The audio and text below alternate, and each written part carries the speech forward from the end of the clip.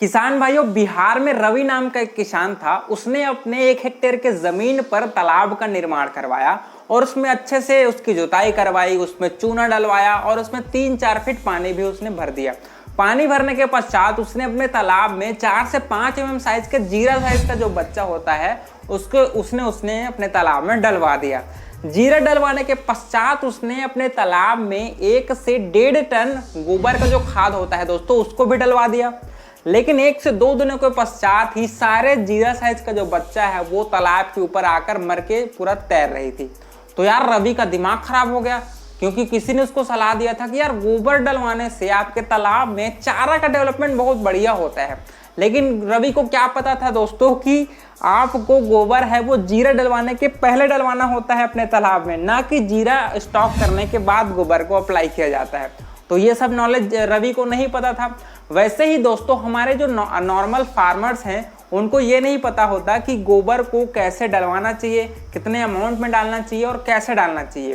क्योंकि अभी भी हमारे इंडिया में लोग बहुतायत से गोबर का उपयोग करते हैं, क्योंकि फार्मर के पास अभी भी पैसा नहीं है उतना कि वो कमर्शियल पेलेटेड फीड खिला पाए मछलियों को। लेकिन इसमें कोई दिक्कत नहीं है। प्रॉब्लम तब आती है दोस्तों जब फार्मर को ये नहीं पता होता कि गोबर का उपयोग कैसे करना चाहिए। तो इन सारी इंपॉर्टेंट बातों को आज मैं इस वीडियो के माध्यम से आपके सामने कवर करूंगा।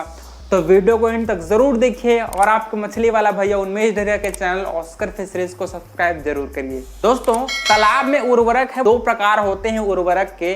पहला प्रकार है कार्बनिक उर्वरक जिसको हम लोग ऑर्गेनिक फर्टिलाइजर बोलते हैं। दूसरा है अकार्बनिक उर्वरक जिसको हम लोग इनऑर्गेनिक फर्टिलाइजर बोलते हैं। दोस्तों कार्बनिक फर्टिलाइजर में दोस्तों गोबर आता है, पोल्ट्री का खाद आता है, उसके अलावा मवेशी का मलमूत्र भी कार्बनिक उर्वरक के अंतर्गत आता है। और इनऑर्गेनिक के अंतर्गत आता है दोस्तों urea, single super phosphate, DAP. किसान भाइयों अब बात करते हैं कि आपको अपने तालाब में अपने गोबर का उपयोग कैसे करना है। यहाँ पर आप डायग्राम में देख रहे हैं, ये अपना तालाब है 1 हेक्टेयर का।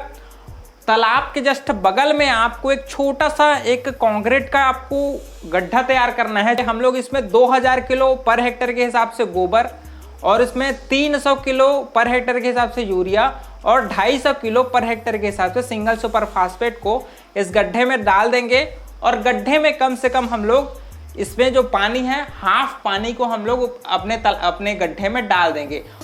फिर उस कंपोस्ट खाद को हम लोग कम से कम 2 से 3 दिन तक छोड़ देंगे, जिससे आपका गोबर है वो फर्मेंटेड हो जाए और उसमें प्लैंकटन का भी डेवलपमेंट हो जाए। उसके बाद हम लोग इस जो स्लरी हम लोग प्रिपेयर किया है उसको हम लोग अपने तालाब में अप्लाई कर देंगे।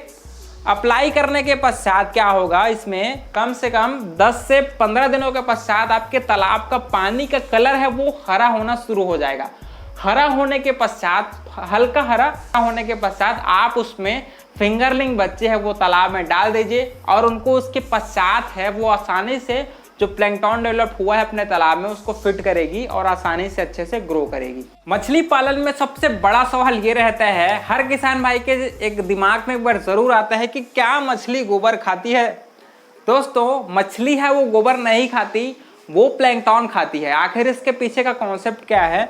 गोबर के खाद में दोस्तों नाइट्रोजन, फास्फोरस और पोटेशियम जैसे मिनरल्स होते हैं और इसी तत्व के उपयोग करके ही प्लैंकटन है वो आपके तालाब में बनता है और इसी प्लैंकटन को मछली है वो खाती है और अच्छे से ग्रो करती है। तो आप इस गलतफहमी में बिल्कुल मत रहिएगा कि मछली को हम लोग गोबर खिला के बड़ा कर सकते हैं। बस आपके तालाब में नेचुरल प्लैंकटन है उसका डेवलपमेंट हो सकता है, लेकिन आपको कम से कम फार्म मेड फीड, सरसों खली या फिर राइस ब्रैन या फिर बादाम की खली, ऐसे थोड़ा मोड़ा आपको मछली के तालाब में जरूर डालना होगा ताकि मछलियों को थोड़ा बैलेंस डाइट मिल सके। किसान भाइयों अब बात करते हैं कि आपको अपने तालाब में कब गोबर का उपयोग नहीं करना चाहिए। इसके 3-4 आप जो कंडीशन है। पहला कंडीशन है दोस्तों कि आपको बच्चा डालने के तुरंत पश्चात अपने तालाब में गोबर बिल्कुल भी नहीं डालना है। आपको अपने तालाब में बच्चे डालने के कम से कम 15 दिनों के पहले गोबर डालिए और उससे प्लैंकटन बनने के बाद ही आप अपने तालाब में बच्चा डालेंगे। और बच्चा डालने के तुरंत पश्चात गोबर का उपयोग बिल्कुल भी नहीं करिएगा, क्योंकि गोबर में क्या होता है दोस्तों, उससे अमोनिया गैस का फॉर्मेशन होता है बहुतायत से। अगर आप बच्चा डालने के तुरंत पश्चात गोबर डाल देंगे तो मछलियां हैं वो तुरंत मरना शुरू हो जाएंगी और आपको पूरी तरीके से घाटा में आप डूब जाएंगे। तो बच्चा डालने के तुरंत पश्चात गोबर बिल्कुल भी नहीं डालना है। दूसरा कंडीशन, पानी का रंग अगर भूरा, गहरा हरा या फिर काला हो जाए तब आपको गोबर का उपयोग नहीं करना है। आखिर ये होता क्या है, आप गोबर का उपयोग बहुतायत से करने की वजह से आपके तालाब में प्लैंकटन का डेवलपमेंट अधिक ज़्यादा हो जाता है, जिसकी वजह से आपके तालाब का जो ऊपरी सतह है दोस्तों वो या तो प्लैंकटन से कवर हो जाएगा, काई से कवर हो जाएगा, या फिर आपके तालाब का पानी है उसका कलर है वो काला हो जाएगा या फिर गहरा हरा हो जाएगा। इस कंडीशन में आपको गोबर का उपयोग बिल्कुल पूरी तरीके से बंद कर देना है। कम से कम 10 से 15 दिनों के पश्चात ही नॉर्मल पानी ऐड करने के बाद अगर आपके पानी का कलर है वो नॉर्मल हरा हो जाता है स्लाइटली, तभी आप अपने तालाब में गोबर डालिए। तीसरा कंडीशन है बादल की उपस्थिति में।